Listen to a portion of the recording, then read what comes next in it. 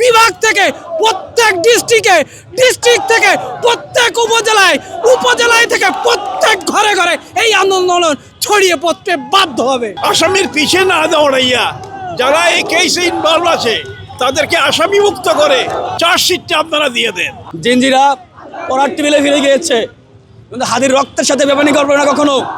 Open খুনিদের দেখার পরেও সরকার কেন তাদের গ্রেফতার করতে পারলো না, এবং 6 ঘন্টা পরে সমস্ত সীমান্তে কেন সরকার 6 ঘন্টা সময় দিল সীমান্তে বিজেপি মোতায়েন করার জন্য? এটা আমাদের সরকারের কাছে দাবি এবং আইন শৃঙ্খলা বাহিনীর কাছে এবং স্বরাষ্ট্র মন্ত্রণালয়ের কাছে।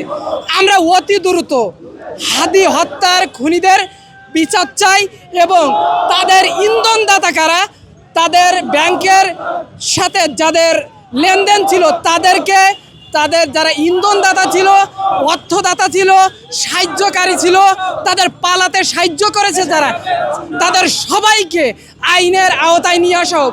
প্রত্যেক বিভাগ থেকে প্রত্যেক ডিস্ট্রিক্ট থেকে প্রত্যেক উপজেলায় থেকে প্রত্যেক ঘরে ঘরে এই আন্দোলন ছড়িয়ে পড়তে বাধ্য হবে। চার্জশিটটা দিয়ে দেন।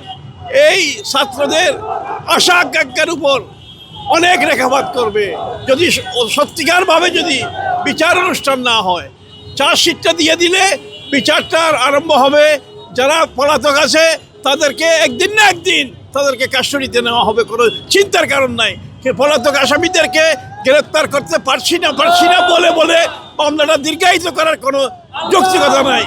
ইনভেস্টিগেশন অফিসার তার সিডিতে রেগুলার সিডি লিখবে এবং ইনকোয়ারি রিপোর্ট তৈরি করা হয়েছে, আলামত জব্দ করা হয়েছে, কারা কারা খুনি সেইটা সন্দেহ প্রমাণিত হয়েছে।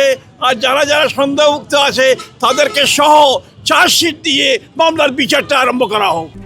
RICL TMX, যুগের পর যুগ স্থাপনা থাকে মজবুত।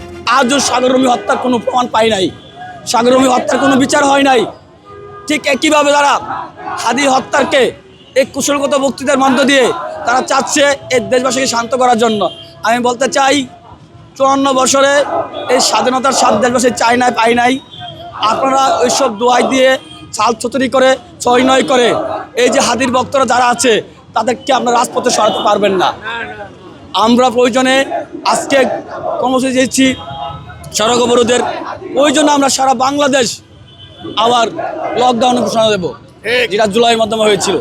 এই সরকার বলে দিতে চাই, জিঞ্জিরা পড়ার টেবিলে ফিরে গিয়েছে, কিন্তু হাদির রক্তের সাথে বেমানি করবে না কখনো। জিঞ্জিরা প্রয়োজনে হলে আবার রাজপথে নেমে আসবে। এই সরকার গতকালকে বলেছে এই মামলার অগ্রগতি 100% 90% হয়ে গেছে, তারা বাকি আছে 10%। এই 10%-এর জন্য কি সরকারকে 14 দিন ওয়েট করতে হয়, 15 দিন ওয়েট করতে হয়? কেন ভাই এই 10% কেন হচ্ছে না?